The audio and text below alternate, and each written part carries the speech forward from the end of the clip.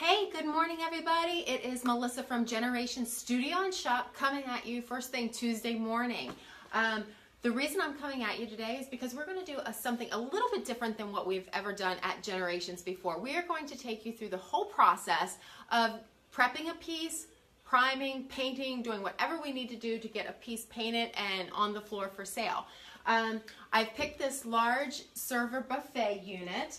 It is an actual, just a gorgeous piece. But what I want you guys to help me with is choosing a color. I see these colors day in and day out, and I really struggle sometimes. Sometimes a piece calls out and says, oh, I want to be this kind of color, or this shade or whatever, and I usually don't have a problem, but I've been meaning to do this live video on painting a piece and prepping a piece and getting everything up and running and taking you guys step by step so that you can do your own pieces at home. We carry Fusion Mineral paint here at the shop, and also the Real Milk Paint Company paint, which is a powder form of milk paint. But today I'm going to be starting this server, and I need your help with colors. So I'm going to bring them up to you, and if you can comment below what color you think this beautiful piece should become, I would greatly appreciate it. I'm going to be cleaning it today, so I won't start painting till tomorrow. So I will go off of what you guys tell me is the perfect choice of a main color for this piece, and we'll go with that. It's going to be a layered effect, so I might throw some different colors in there, but the main color is what I want to hear from you guys and what color you would think this should be. It is such a beautiful piece. If I stand behind it and put my arms out, you can see how big it is. It's a huge piece. It comes up to my bottom of my rib cage, and it's about as long as my fingers can reach here. So it's a beast of a project. Not as big as some that we've done, but it's not a small server. So let me start you off with the first couple colors, or I have 4 that I'm going to choose from. So you guys help me out. The first color is ash. And like I said, I'm using Fusion Mineral Paint. This is a dark, just gray. It's absolutely gorgeous when it's painted on a piece. It's actually gorgeous just on these on our samples. I just absolutely love it. I have not painted anything in bayberry, so I am sort of torn because here's the bayberry. It is just beautiful. If you notice on our samples, this is just the plain color. This is distressed, and they all have espresso wax on them. Not quite sure the finish that I'm going to do on this as far as waxing and what colors. We have so many cool different colors of waxes, and also we have like metallics going on. I don't know if metallics is for this piece or not, but we'll see towards the end. Usually when I start painting a piece, it starts talking to me a little bit. I know that sounds a little creepy, right? But they talk to you, and they're like, oh, this is what I want to be. And I don't know if there's any furniture artists watching me, you understand exactly what I mean. The next color is Midnight Blue. This is absolutely gorgeous. It's a beautiful, beautiful blue, and it looks really, really great with black wax on top of it. The next one up is Putty. So this is my light choice. Putty is sort of like a grayish, sort of, but it is absolutely beautiful. So those are the choices. So in the comments below, what I'd like you guys to do is say ash as the gray, bayberry as your green, midnight blue as the blue, and putty as the light color for this piece. Tell me what you'd like. I'm not quite sure what I'm going to do with the detail on this piece.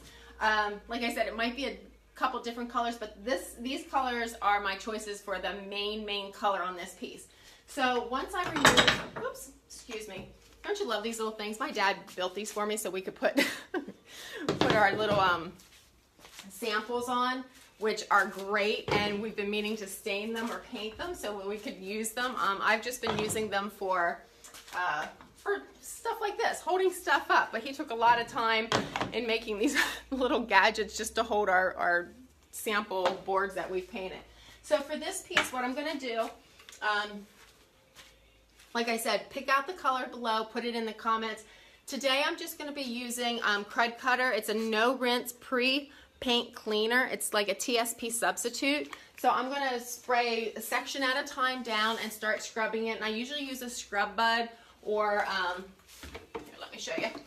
Let me get it out of my water here.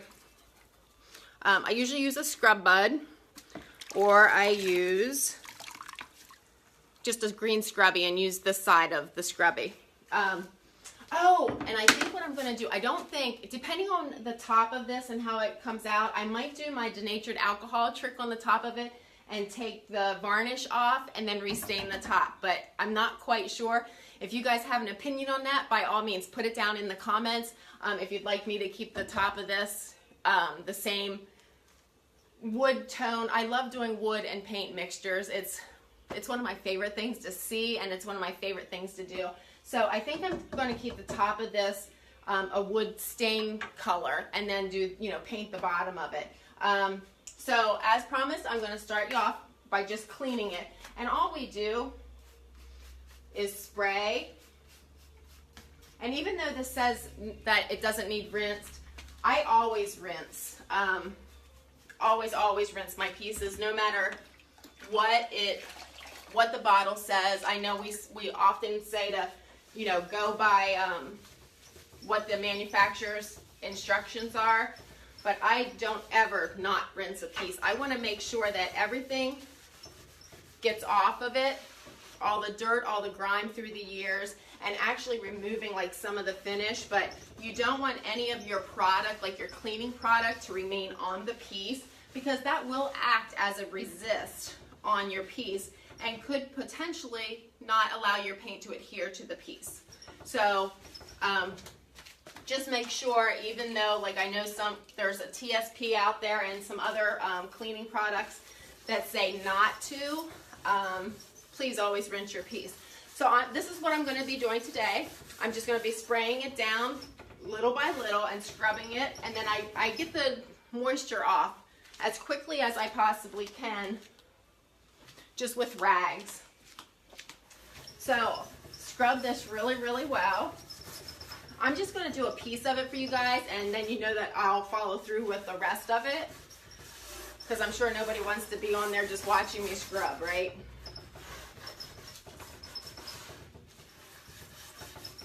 And always sort of go with the grain. I mean, sometimes you have to, you know, mix it up, but if you're using something like a scrub bud that is very, very, very coarse, just keep going with the grain, because you don't want to make any scratches. Not that it would really scratch it down to ruin your finish or anything, but okay. And I always have a second bucket of water where I can rinse it off.